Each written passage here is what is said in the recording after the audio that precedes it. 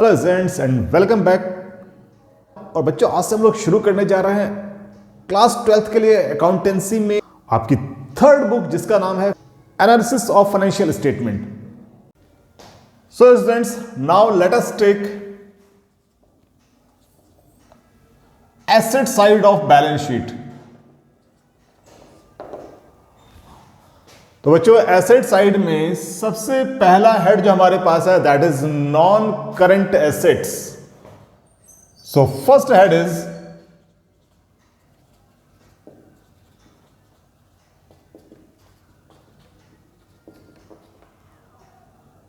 Non current assets. और non current asset में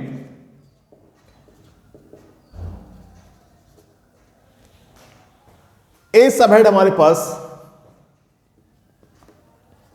fix assets का,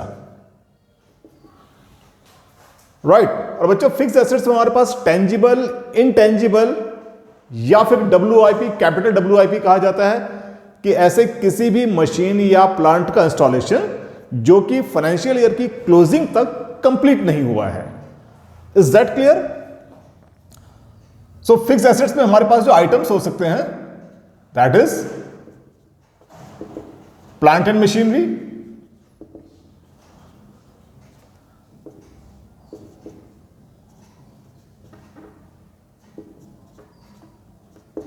furniture, building,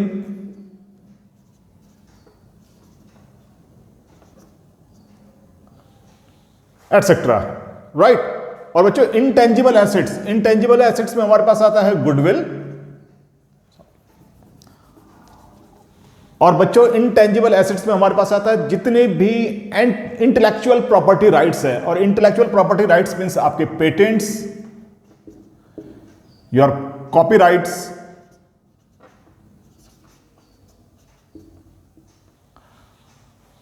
गॉट इट, या जितने भी आपके ट्रेडमार्क हैं,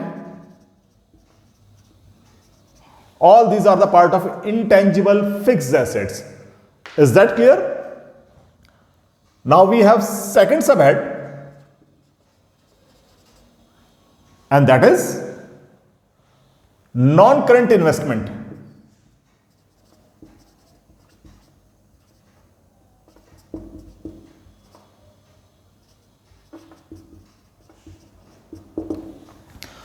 और बच्चों, नॉन करंट इन्वेस्टमेंट में ऐसा कोई भी इन्वेस्टमेंट जिसका maturity period more than 12 months होता है। Is that clear? तो कंपनी इन्वेस्टमेंट दोनों तरीके से करती है, शॉर्ट टर्म सिक्योरिटीज में भी और लॉन्ग टर्म में भी। Got it? तो डिफरेंस केवल उनके मैच्योरिटी का है। तो अगर वो उनका maturity period less than 12 months है तो हम उनको बोलते हैं करंट इन्वेस्टमेंट या फिर शॉर्ट टर्म इन्वेस्टमेंट। और अगर उनका maturity period more than 12 months होता है तो हम लोग उनको क्लासिफाई करते हैं एज नॉन करंट इन्वेस्टमेंट। तो इसमें बेसिकली कोई पर्टिकुलर आइटम नहीं है। Got it? Now, C subhead we have deferred tax assets.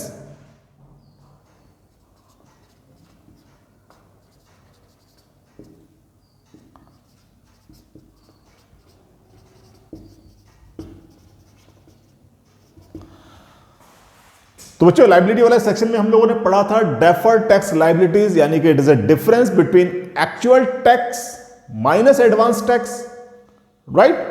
और यहां पर होता है कि अगर कंपनी ने एडवांस टैक्स ज्यादा पे किया हुआ है, गॉट इट, जबकि उसका एक्चुअल असेसमेंट कम है, तो in that case company will receive refund from the tax department. तो उसको हम लोग बोलते हैं deferred tax assets. Is that clear? Now D, long terms loan and advances.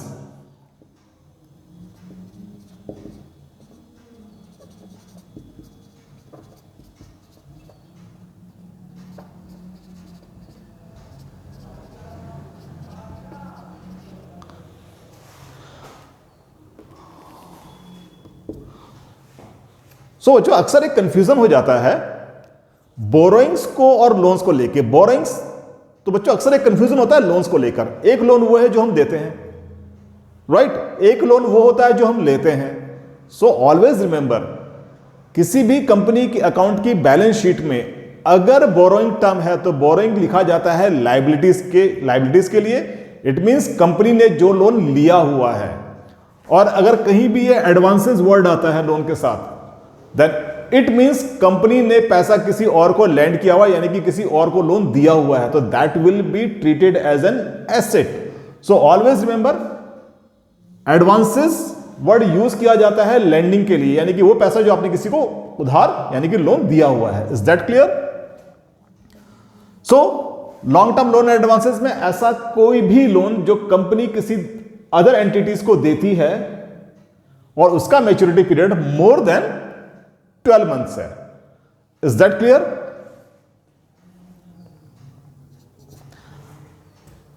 Now next is other non current assets.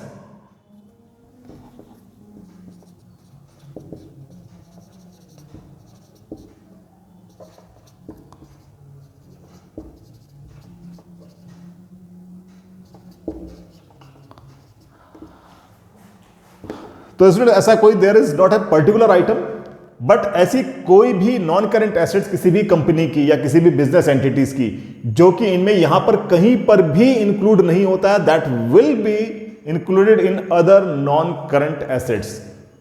Is that clear? So students, asset side का second head है, that is current assets.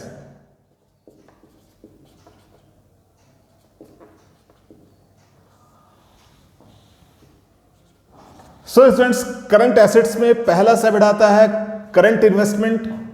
और again students, current investment में कोई भी particular item specify नहीं होता है। ऐसी कोई भी इन्वेस्टमेंट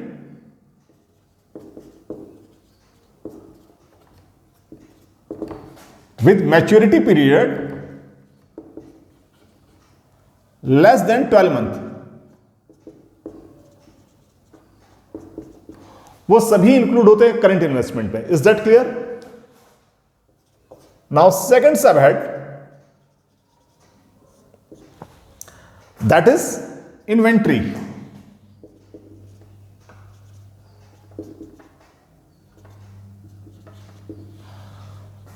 तो स्टूडेंट, किसी भी बिजनेस एंटिटी के पास अगर कोई भी क्लोजिंग स्टॉक है फिनिश्ड गुड्स का या फिर सेमी फिनिश्ड गुड्स का, तो that will be a part of inventory.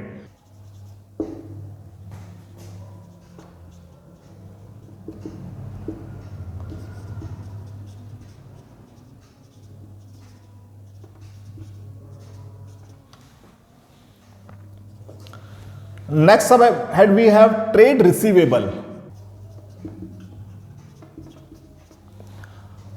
तो बच्चों, ट्रेड रिसीवेबल में जो आइटम्स होंगे that will B debtors. Company के जितने भी डेटर्स होंगे या जितना भी बिल रिसीवेबल होगा,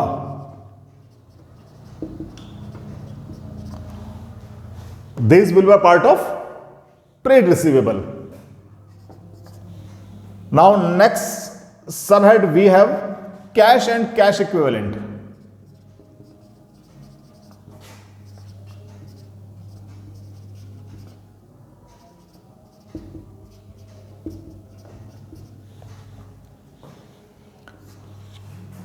तो बच्चों, कैश एंड कैश इक्विवेलेंट में जितना भी कैश इन हैंड है या फिर कैश एट बैंक है और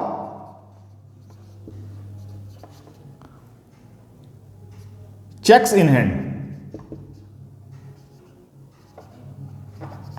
तो बच्चों ये तीनों आइटम आते हैं कैश एंड कैश इक्विवेलेंट में।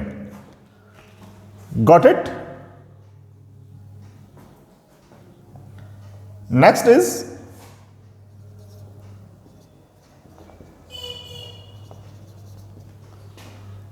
Short term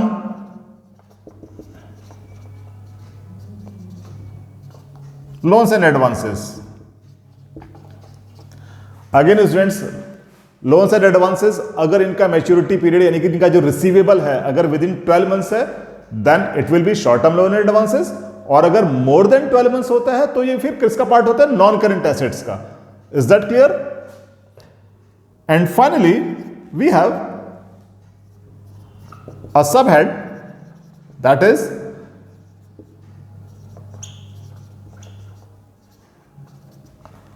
other current assets. तो बच्चों, अदर करंट एसेट्स में जो आइटम्स होते हैं वो होता है prepaid expenses, right? Prepaid expenses या फिर एक्रूड इनकम, यानी कि वो इनकम जो कंपनी, जो बिजनेस एंटिटी अर्न कर चुका है बट उसको उसका कैश नहीं मिला है। Is that clear? So students, इस तरह से हम लोग डिवाइड करते हैं किसी भी कंपनी की बैलेंस शीट को हेड और सब हेड के टर्म्स में। Is that clear? So students, if you have any kind of query और you need any kind of explanation for any topics, then you can write it on your comment section. If you have learned something from these videos, then you can like and subscribe the channel and stay tuned